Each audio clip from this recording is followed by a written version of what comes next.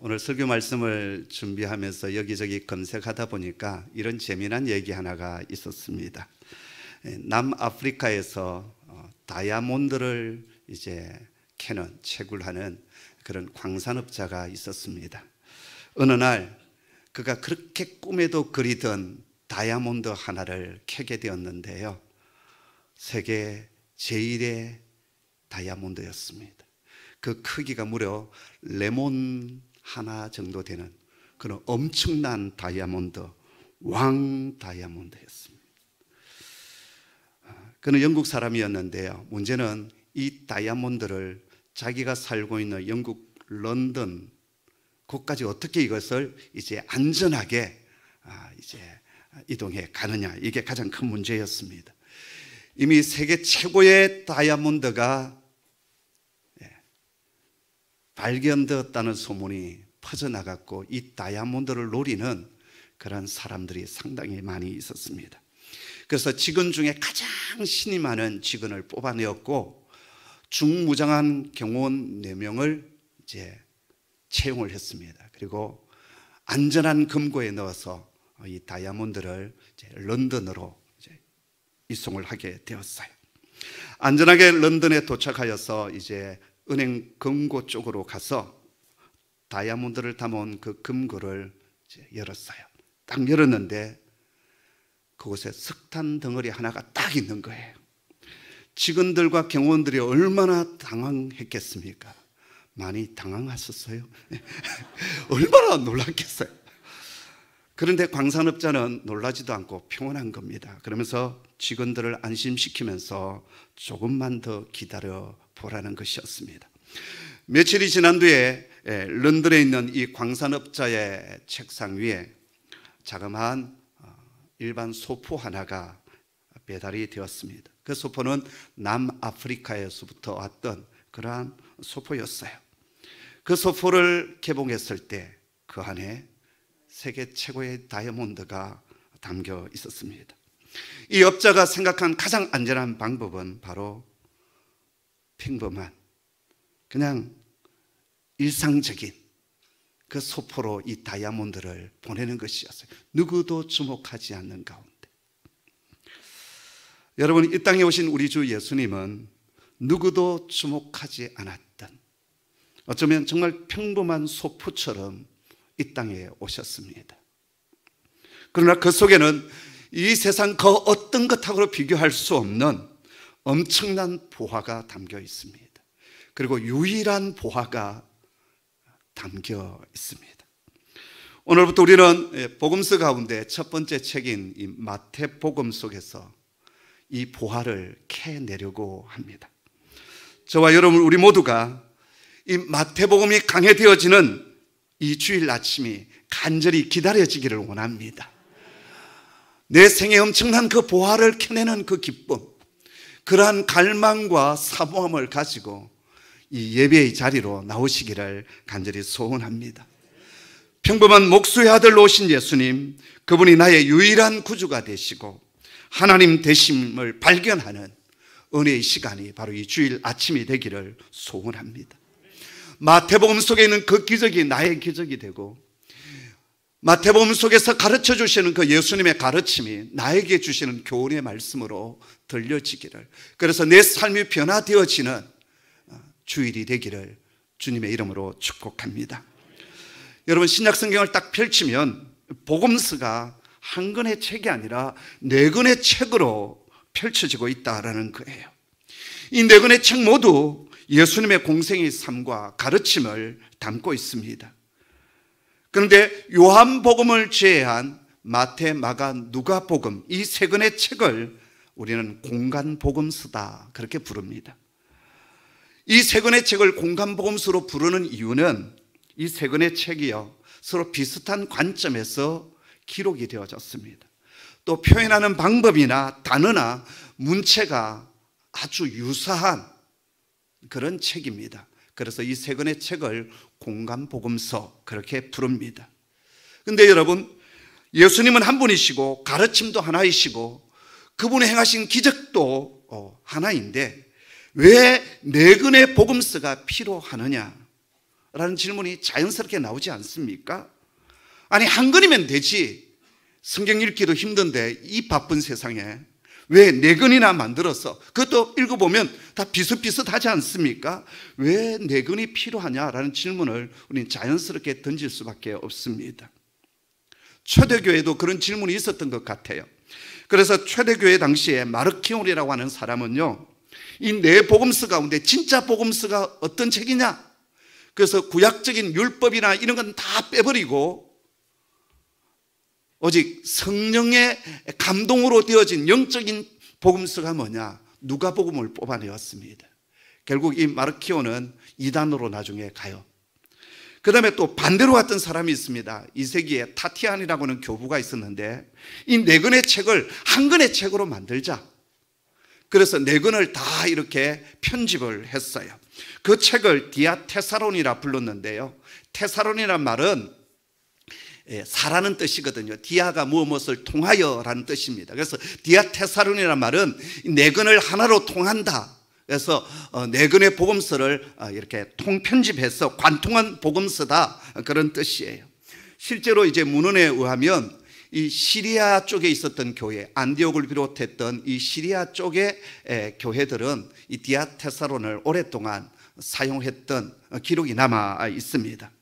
자, 그러나 일반적으로 이 지중해 주변에 로마 통치 아래 있었던 이 소아시아 지역을 비롯한 이 지중해 이제 동쪽 지역 그리고 서쪽 지역에 이러한 교회들은 사복음서를 일찍부터 하나님의 말씀 정정으로 받아들였습니다. 전 교회가 함께 모여서 우리가 이것을 하나님의 말씀 정정으로 인정합시다, 회의를 한 것도 아니에요. 운운을 한 것도 아니에요. 그런데 자연스럽게 전 세계 교회가 이 4권의 책을 하나님의 말씀 성경으로 받아들였다라는 거예요. 어떻게 이런 일이 가능할 수 있었을까요? 바로 그것은 성령님의 개입하심이 있었기 때문이었습니다. 여러분, 이 성경을 기록한 사람은 인간 저자입니다.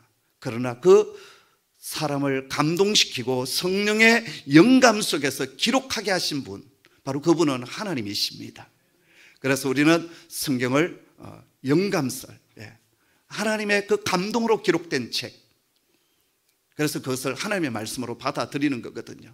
그래서 성령 하나님께서 사람들의 마음을 감동시켜서 하나님의 말씀을 기록했을 뿐만 아니라 그것을 교회 안에 성도들 속에 하나님의 말씀으로 아멘으로 받아들이게 만드신 분도 누구냐? 성령 하나님이시다라는 거예요. 자, 그렇다면 왜 주님은 한 권의 복음서가 아니라 4권의 복음서를 기록하게 했을까요? 또 4권의 그 복음서가 우리에게 주는 그런 목적이 무엇이겠습니까?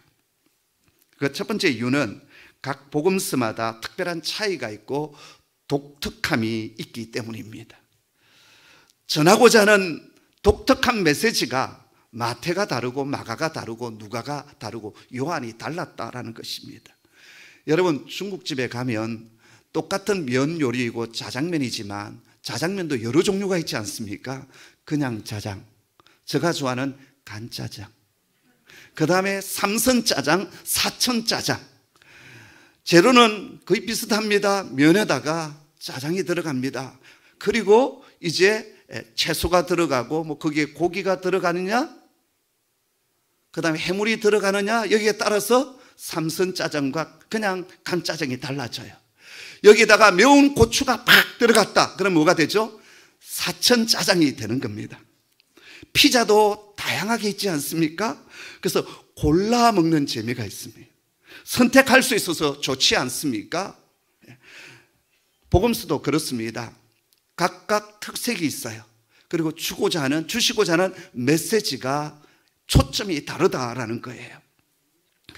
초대교회 교부였던 이레니우스 목사님은 어떤 얘기를 했냐면, 이 세상은 4구역으로 나뉘어져 있다. 고대인들이 생각하는 이 세상은 동서남북 4개의 구역으로 나누어져 있다고 생각을 했어요. 그래서 이레니우스가 왜 4개의 복음서가 필요하냐? 이 세상이 4개의 구역으로 나누어져 있듯이 복음서는 이 4개의 구역에 맞추어서 하나님께서 우리에게 허락하여 주셨다, 그렇게 설명을 했고, 초대교회는 그것을 그대로 받아들였습니다. 사람이 일단 다릅니다. 문화적인 환경도 다르고 상황이 다릅니다. 그렇기 때문에 똑같은 주님의 기적이고 행적이고 그리고 가르침이지만 각기 다른 방식으로 설명되어야 된다라는 것입니다. 여러분, 예수 그리스도의 복음은 하나입니다. 그러나 그 하나의 복음을 이해하는 사람과 상황은 전혀 다릅니다. 그래서 동일한 복음을 가지고 어디에서 누구에게 설교하느냐에 따라서 그 내용이 달라진다라는 거예요. 동일한 청중이라 할지라도 상황에 따라서 또 메시지는 달라지는 것이지요. 제 개인적인 간증을 할 때 제가 경험한 하나님, 제가 체험했던 제 인생의 사건들은 하나입니다. 그러나 청소년들에게 간증을 할 때 포커스는 달라지죠. 비전과 꿈에 포커스를 두면서 그 간증을 사용합니다. 상처 많은 어른들에게 제 간증을 얘기할 때는 회복과 치유, 소망 쪽에 초점을 두고 간증을 하게 됩니다. 똑같은 사건이지만 상황과 사람에 따라서 다르게 그것을 설명한다라는 것입니다. 복음서의 말씀이 그렇습니다. 똑같은 주님의 행적이고 똑같은 주님의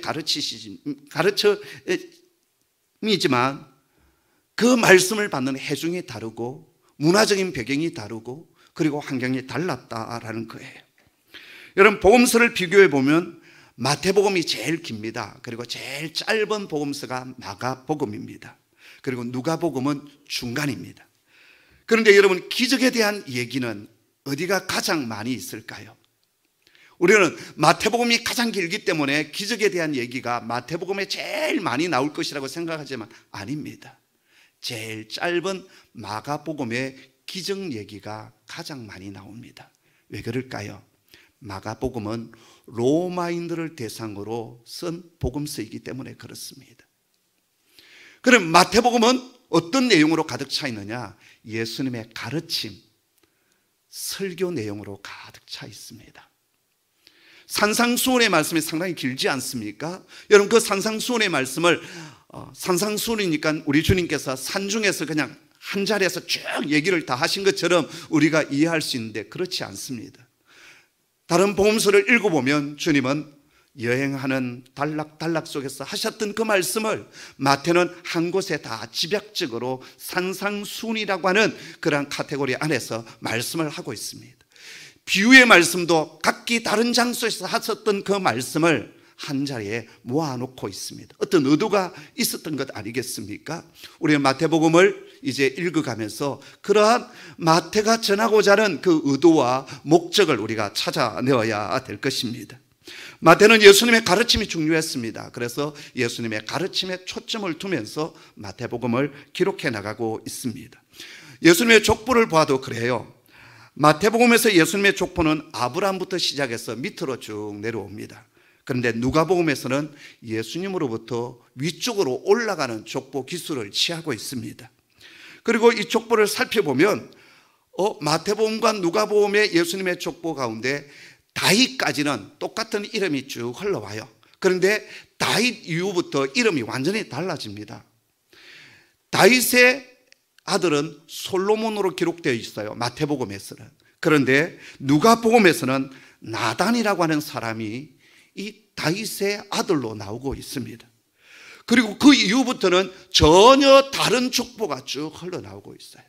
그걸 볼 때 학자들은 성경에 오류가 있다, 이제 이렇게 이해를 하고, 그래서 성경 비평학자들은 그 차이를 가지고 이 오류성을 입증하기 위해서 애를 많이 쓰고 있습니다. 마태복음에 보면 예수님의 아버지 이름이 누굽니까? 요셉 아닙니까? 그리고 요셉의 아버지가 누구로 나오냐면 야곱으로 나와 있습니다. 그런데 누가복음에서는 요셉의 아버지가 누구냐? 헬리라는 사람이 나오고 있습니다. 처음 들어보죠? 완전히 다른 족보가 나오고 있어요. 그러면 성경이 오류가 있단 말인가? 이런 차이가 있는데 전하고자 하는 초점이 다른 거예요. 마태는 어디에 초점을 두느냐? 예수님의 왕적 족보의 계보를 쫓아가고 있어요. 여러분, 예수님을 우리는 그리스도라 그렇게 부르지 않습니까? 그리스도라는 말은 기름 부음을 받은 자라는 겁니다. 구약에서 기름 부음을 받은 직분이 세 직분이 있습니다. 하나는 왕이고, 하나는 선지자고, 또 하나는 뭘까요? 제사장입니다. 우리는 히브리서를 통해서 예수님의 제사장직에 대해서 우리가 배웠어요. 그렇죠? 마태복음은 예수님의 무엇에 대해서 설명을 하냐면 예수님의 왕권에 대해서, 그래서 왕적인 족보의 계보를 쫓아가고 있는 거예요. 근데 누가복음은 어디에 초점을 두고 있느냐? 예수님의 선지자적인 곳에 초점을 두고 있습니다. 그래서 예수님의 선지자적인 족보를 쭉 이어오고 있어요. 근데 그 선지자적인 족보가 어디로 흘러가느냐? 요셉 쪽으로 흘러간 것이 아니라 마리아 쪽으로 흘러오고 있다는 거예요. 그래서 마태복음에서 예수님께서 탄생하실 때 그것을 받아들이고 순종하고 결정한 사람이 누굽니까? 요셉이에요. 마리아에 대해서는 별로 마태복음에서는 기록을 하지 않아요. 그런데 누가복음을 보았더니 정반대네요. 요셉은 별로 하는 일이 없어요. 그냥 고개 한번 끄덕거리고 그냥 허락한 정도만 나와요. 그런데 그 모든 것을 결정하고 순종한 사람이 누굽니까? 마리아입니다. 이 마리아를 통해서 예수님의 선지자적인 피가 흘러오고 있다는 거예요. 그래서 여러분, 우리가 똑같은 공간복음서지만 각각 전하고자 하는 메시지의 초점이 어딘지를 알고 우리가 이 성경을 읽어가야 된다라는 거예요. 예수님께서 시험 받으시는 장면도 차이가 있습니다.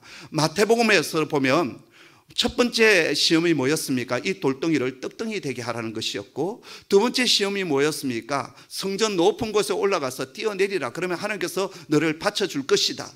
그리고 세 번째 이제 시험이 무엇입니까? 천하만국의 그 영광스러움을 보여주면서 내게 경배하면 이 세상을 너에게 주겠노라. 이런 순수로 나와요. 그런데 누가복음에서는 첫 번째 시험은 동일해요. 이 돌덩이 떡덩이 되게 하라. 그런데 두 번째 시험이 뭐냐 하면 천하만국을 보여주고 나에게 경배하면 이것을 너에게 주겠다. 경배에 대한 시험이 두 번째 나오고, 그리고 세 번째가 성전 시험이 나오고 있어요. 차이가 있지 않습니까? 근데 여기에 저자가 의도하고 있는, 강조하고 싶었던 것이 있었던 겁니다. 마태가 초점을 두었던 것은 경배에 초점이 있었어요. 누가는 어디에 초점을 두었냐면 성전에 초점을 두었습니다.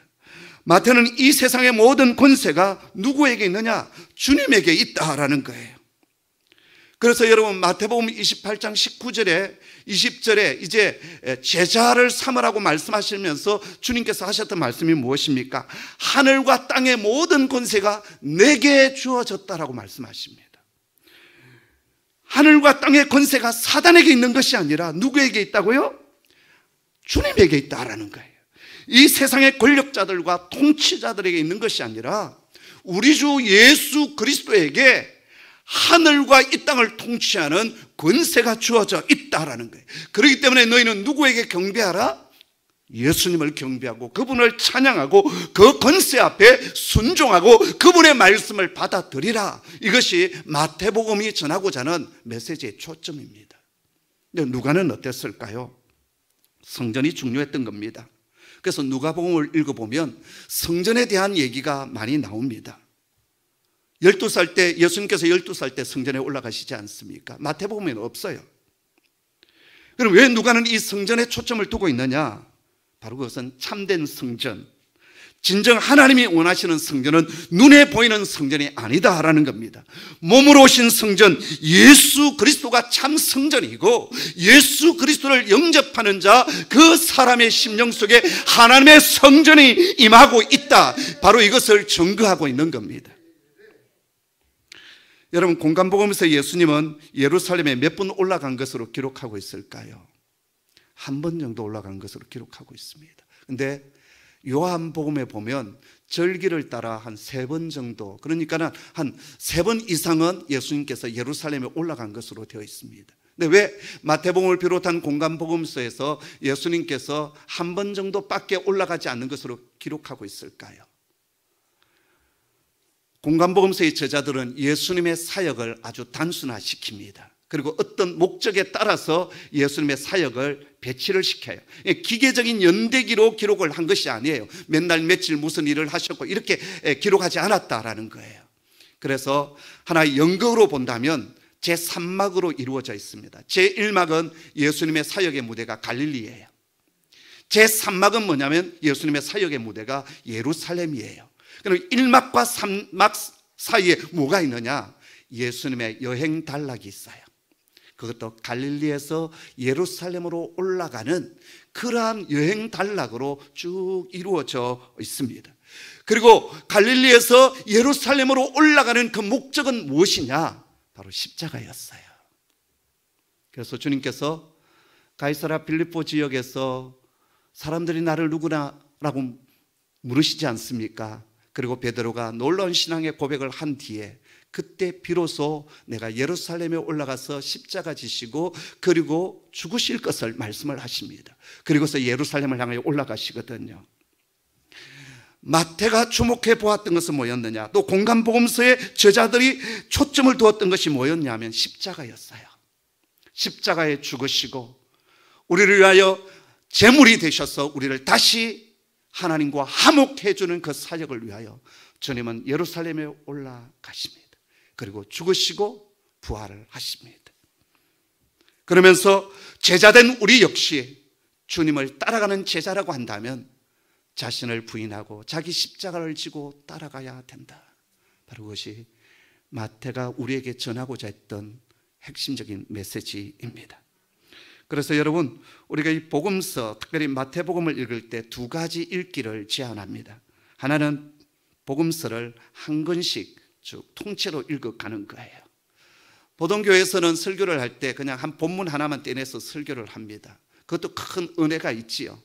자, 그런데 여러분, 어린아이가 토막난 갈치를 보면서 갈치 전체의 모습을 알 수가 없잖아요. 부분 읽으면 그 복음서가 전하고자 하는 전체적인 메시지를 우리가 놓칠 수가 있습니다. 그런 의미에서 여러분, 마태복음을 전체적으로 강의한다는 것은 참으로 의미가 있고 또 좋은 생각이다, 그런 생각을 합니다. 여러분 별로겠지만. 그래서 여러분도 이 마태복음을 처음부터 끝까지 시간을 내어서 읽어주시면 좋겠습니다. 또 하나는요, 이 사복음서가 똑같은 주님의 가르침 행적 아닙니까? 그래서 병행구절이 있습니다. 똑같은 구절들이 나오는 곳이 있어요. 그것을 서로 비교하면서 읽어보는 겁니다. 그러다 보면 이 복음서에는 있는데 이 복음서는 빠졌네? 왜 이 복음서만이 이러한 내용이 있지? 빠진 것도 보일 것이고 첨가된 것도 보이게 될 것입니다. 바로 그 속에서 이 복음서가 지금 전하고자 하는 강조점이 뭔가, 그리고 그 복음서의 독특한 메시지를 찾아낼 수가 있습니다. 이번 강해 설교에는 마태복음을 우리가 집중적으로 강의하게 되겠지만 때로는 마가복음, 누가복음, 요한복음과 병행구절을 이제 비교하면서 왜 마태가 이러한 표현을 했는지, 왜 이런 단어를 썼는지, 왜 이것을 첨가했는지에 대한, 그래야만이 이 마태가 전하고자 하는 그 핵심적인 메시지를 우리가 찾고 들을 수 있습니다. 저는 그렇게 하도록 하겠습니다. 숙제를 낼지도 몰라요. 자, 그렇다면 마태복음의 특징이 뭘까? 아주 간략하게 말씀드리겠습니다. 오늘 여러분 설교를 듣는 것이 아니라 지금 강의를 듣는 그런 느낌인데 상당히 수준 높은 지금 강의를 듣고 있는 겁니다. 여러분 별로 감동이 없군요. 지금 대학원 수준의 강의를 여러분 듣고 있습니다. 아니면 말고요. 자, 간단하게 말씀드리겠습니다. 마태복음의 특징, 첫 번째, 약속과 성취라고 하는 특징이 있습니다. 구약에서 약속하신 말씀이 예수 그리스도를 통해서 어떻게 성취되어졌는지 그것을 자세히 설명한 책이 바로 마태복음이에요. 그래서 여러분, 다른 복음서보다 구약 성경을 가장 많이 인용한 책이 마태복음입니다. 그래서 여러분 마태복음을 읽어가다 보면 뭐가 자주 나오냐 하면 선지자로 하신 말씀을 이루려 하심이라, 이 말씀이 계속 반복되고 있어요. 예수님의 탄생 때부터 그렇습니다. 그건 다 뭐냐? 선지자로 하신 그 구약의 말씀을 성취하기 위하여 이런 일들이 일어났다라는 거예요. 두 번째, 이 마태복음은요, 누구를 위한 복음서냐? 유대인들을 위한 복음서입니다. 저자 마태는 히브리 사람이에요. 유대인이에요. 그래서 자기 동족 유대인들을 구원으로 이끌기 위하여 이 복음서를 썼습니다. 그래서 유대인들만이 아는 용어들이 설명 없이 등장합니다. 5장 22절에 보면 라카라고 하는 욕이 등장하거든요. 이 라카라는 말이 이제 직역하면 이 골빈 놈, 이 텅빈 머저리 이런 뜻이거든요. 우리를 보면 뭐 독베이비 뭐 이런 뜻이에요. 일반적으로 히브리 사람들이 자주 사용하는 아람어 욕이었습니다. 다른 이방인들은 라카 하면 뭐 알겠어요? 뭐 라카치를 한다는 말인가? 뭐 이렇게 이해하지 않겠어요? 그런데 유대인들을 위한 복음서였기 때문에 이 설명을 하지 않아요. 만약 다른 이방인들이었다면 달리다콤 하면 어떻게 설명을 했겠어요? 설명하지 않습니까? 야, 일어나라. 이 아람어를 설명을 했을 것인데 전혀 설명을 하지 않았어요. 그 말은 히브리 사람들이 다 알고 있는 내용이었기 때문입니다. 또 여러분, 하나님의 나라라고 쓰지 않고 하늘나라라는 단어를 쓰고 있습니다. 다른 복음서에서는 하나님의 나라가 가까이 왔다 이렇게 되어 있는데 마태복음에서는 하늘나라 천국이 가까웠다 이렇게 말씀을 하고 있어요. 정확한 표현은 뭐겠어요? 천국이 가까웠다가 정확한 표현일까요? 하나님의 나라가 가까이 왔다가 정확한 표현일까요? 하나님의 나라가 정확한 표현입니다. 하나님의 나라는 말은 하나님이 통치하시는 나라이거든요. 그러니까 천국 하면 뭐죠? 공간 개념? 어떤 지역 개념이잖아요. 이것이 우리나라 천당 개념과 연합되어지면서 우리에게는 이 천국이 훨씬 더 편하게 다가와요. 그러나 일반적으로 히브리 사상에서 천국은 하나님의 나라, 하나님이 통치하는 나라, 그것이 맞습니다. 근데 왜 마태복음에서는 하나님의 나라라고 쓰지 않고 천국이라고 썼느냐, 하늘나라라고 썼느냐? 유대인들은 하나님의 이름을 함부로 떠올리지 않았어요. 하나님 하면 주, 아돈나이라는 단어를 주로 썼습니다. 우리도 우리 어르신들, 우리 부모님의 성함을 함부로 쓰지 않지 않습니까? 그래서 하나님 대신 하늘이라고 하는 단어를 대체해서 썼어요. 그래서 유대인들을 배려한 용어이지요. 유대인들은 하늘 하면 하나님이 거하시는 자리, 그렇기 때문에 하늘은 하나님과 이꼬로 되어지는 거죠. 그래서 마태복음의 특수한 용어, 이 하늘나라, 천국이라는 용어를 우리가 이해하고 있어야 합니다. 그래서 이 마태복음은 유대인들을 위한 복음이에요. 그런데 세 번째, 반전이 일어납니다. 이 책은 모든 민족 이방인들을 위한 복음서다라는 거예요. 웃기지 않습니까? 유대인들을 위하여 쓴 복음서인데 이방인들을 위한 복음서. 왜 그렇게 바뀌어져 가는지에 대해서는 마태복음을 설교하면서 하나하나 말씀을 드리도록 하겠습니다. 마태복음 제일 끝에 28장 20절에 뭐라고 말씀하십니까? 너희는 가서 모든 족속으로 제자를 삼아, 이렇게 말씀하십니다. 마태복음의 초반에 보면 복음을 전할 때 이방인의 길로도 가지 말고 오직 이스라엘의 잃어버린 양에게만 가라라고 주님께서 제자들에게 말씀을 하셔요. 그런데 마태복음 제일 끝에 가서는 모든 족속으로 제자를 삼으라 라고 말씀하십니다. 왜 이렇게 바뀌어져 가는지에 대해서는 앞으로 말씀드리겠습니다. 여러분이 말씀을 빨아당기는 그 모습을 보고 제가 알려드리겠습니다. 이제 마지막 간단하게요. 이 책을 쓴 분이 누구냐? 마태입니다. 그러니까 마태복음이 된 것이지요. 마태가 어떤 사람이냐? 그는 가버나움의 세리였습니다. 오늘 마가복음을 보니까 그가 어디에 앉아 있습니까? 세간에 앉아 있어요. 그 당시 세리는 어떤 사람이었느냐? 몸을 파는 여인이나 또 강도나 뱀과 같은 그런 존재로 비유될 정도로 유대인들로 손가락질 받았던 직업이었어요. 성전에 들어갈 때도 그가 유대인이었지만 유대인의 안뜰에 들어가서 예배를 드리지 못했어요. 이방인들만이 들어갈 수 있는 곳까지만 출입이 허용되었던 직업이 세리였습니다. 왜 그랬을까요? 로마 압제 아래에서 로마가 그 땅을 통치하면서 세금을 징수할 때 직접 징수하지 않았어요. 대신 친로마적인 사람을 뽑아서 세금 징수권을 허락해 주었어요. 그러면 이 세리는 마음껏 자기 원하는 대로 세금을 거두어 드립니다. 그리고 로마 정부에는 일정액만 바치면 돼요. 그러니까 유대인들의 입장에서는 어떻게 했습니까? 같은 동족인데 로마 편에 붙어서 자국인들의 고해를 빨아먹는, 그렇기 때문에 죄인 중에 죄인이고 매국노 중에 매국노였습니다. 마태는 그런 사람이었어요. 그런데 오늘 마가복음을 보았더니 이 마태의 본래 이름이 나옵니다. 알페오의 아들 누구라고요? 레이로 나오고 있습니다. 이걸 볼 때 마태라고 하는 이름은 예수님을 만난 뒤에 그가 받았던, 아니면 붙여진 이름이었던 것 같고요. 본래 그의 이름은 레이였다라는 것입니다.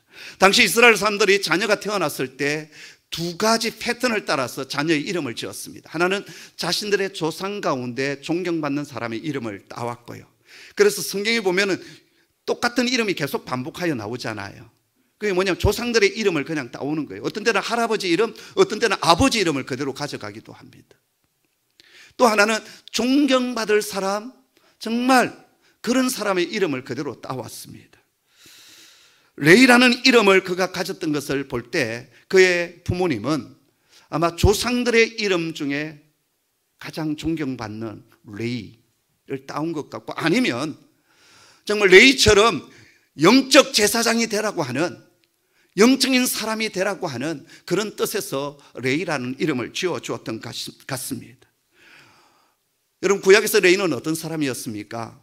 야곱이 레아에게서 낳았던 세 번째 아들이었습니다. 그 뜻은 연합이라는 뜻을 가지고 있지요. 그리고 하나님은 12아들들 가운데 이 레이 지파를 영적인 지파로 삼으시고 하나님 앞에 예배하는 일, 그리고 이스라엘 백성들을 영적으로 이끌어가는 그러한 제사장 가문으로 만들어 주셨어요. 자, 그런데 지금 마태는 어떤 곳에 있습니까? 영적인 일은 고사하고 세속적인 일뿐만 아니라 유대인들이 가장 질시하고 손가락질하는, 하나님의 사람이지만 성전에 가서 예배도 드릴 수 없는 그런 지경까지 내려앉아 있습니다. 그런데 어느 날 주님께서 그에게 찾아와 주시고 나를 따르라 말씀하십니다. 그리고 그 한마디에 마태는 그 자리에서 일어납니다. 그리고 주님을 따르는 제자가 됩니다. 사실 사도행전을 읽어보면 마태라고 하는 이름은 초반에 한번 제자들이 이름을 기록할 때 딱 한 번 등장하고, 그 다음에 마태는 어떤 일을 했는지에 대해서 성경은 침묵하고 있습니다. 하지만 우리 주님은 마태에게 성경의 첫 번째 책인 마태복음을 기록하는 축복을 허락하여 주십니다. 마태의 이름의 뜻이 뭔지 아십니까? 하나님의 선물이라는 뜻을 가지고 있습니다. 히브리어로 마타나가 선물이거든요. 그가 주님을 만난 뒤에 나는 하나님의 선물이다, 자신의 이름을 마태로 바꾸었습니다. 주님을 만나기 전 마태는 레이라고 하는 축복의 이름을 가지고 있었지만 축복의 삶은 고사하고 남의 것을 탈취하고 빼앗는 삶을 살아갔습니다. 그러나 주님을 만난 후 그는 자신의 이름을 하나님의 선물로 바꿨습니다. 그리고 하나님의 선물인 예수 그리스도를 증거하는 복음서를 기록하게 했습니다. 그리고 이 마태복음 속에 우리에게 오신 귀한 선물, 유일한 선물, 너무나 보배로운 보화인 예수 그리스도가 담겨져 있습니다. 우리 모두 이 하나님의 선물 속에서 영적 보화를 캐내는, 그래서 하나님의 축복을 흠뻑 누리는 그런 은혜가 있기를 소원합니다. 전성에 의하면 마태는요, 에티오피아 땅에 가서 저 북아프리카 지역에 가서 복음을 전하다가 창에 찔려 순교를 당합니다. 그래서 마태에 대한 그림을 보면, 성화를 보면 성경책을 쓰고 있는, 필사하고 있는 모습을 그리거나 아니면 창에 순교를 당하고 있는 그런 모습으로 그려지고 있습니다. 마태는 이 복음서를 기록했을 뿐만 아니라 죽는 순간까지 복음을 전하다가 순교의 삶을 끝까지 살아갔습니다. 사랑하는 성도 여러분, 이 마태복음을 주일 아침마다 우리가 같이 대하면서 마태가 전하여 준 그 소중한 선물인 예수님을 새롭게 만나는, 그래서 은혜를 누릴 뿐만 아니라 우리 또한 우리가 받은 이 선물을 또 다른 사람에게 전하는 하나님의 사람 되기를 주님의 이름으로 축복합니다. 기도하겠습니다. 아버지 하나님, 하나님의 귀한 선물, 이 복음서의 말씀을 저희가 받았습니다. 이 속에서 감추어진 보화를 저희가 발견하기를 원합니다. 예수 그리스도를 새롭게 만나게 하여 주시옵소서. 예수님의 이름으로 기도하옵나이다. 아멘.